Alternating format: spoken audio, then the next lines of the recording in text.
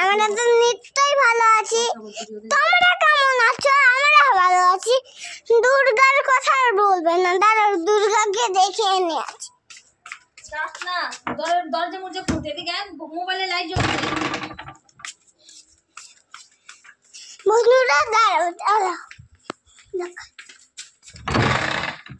দেখো দুর্গাকে।